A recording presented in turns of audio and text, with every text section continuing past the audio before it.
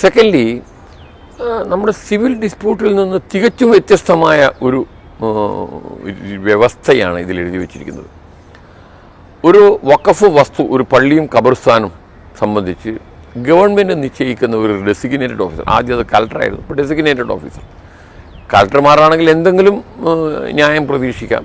Designated ഓഫീസറിനെ government pick and choose. ആ ഓഫീസർക്ക് പരാതി കൊടുക്കുന്നു, ഇത് വഖഫല്ല എന്ന് പറഞ്ഞ പരാതി കൊടുത്ത അന്ന് മുതൽ ആ വസ്തു വഖഫായി ഉപയോഗിക്കാൻ പാടില്ല എന്നാണ് പറയുന്നത്. അപ്പോൾ ജസ്റ്റ് ഇമാജിൻ, ഒരു വലിയ ഖബർസ്ഥാനും പള്ളിയും സംബന്ധിച്ച് ഒരാൾ ഡെസിഗ്നേറ്റഡ് ഓഫീസർക്ക് ഒരു പരാതി കൊടുക്കുന്നു, ഇത് വഖഫല്ല.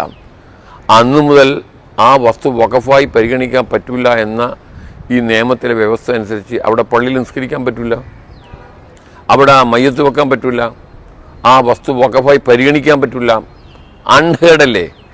ഒരു സിവിൽ ഡിസ്പ്യൂട്ട് സംബന്ധിച്ച് പരാതി ലഭിച്ചാൽ അന്ന് മുതൽ കൈവശക്കാരനെ ആ വസ്തു ഉപയോഗിക്കുന്നതിൽ നിന്നുള്ള സ്റ്റാറ്റസ് ഇല്ലാതാക്കുന്ന, നിഷേധിക്കുന്ന ഒരു വ്യവസ്ഥ എന്ന് പറയുന്നത് നമ്മുടെ നിയമവ്യവസ്ഥയിൽ തന്നെ കേട്ടുകേൾവിയില്ലാത്തതാണ്.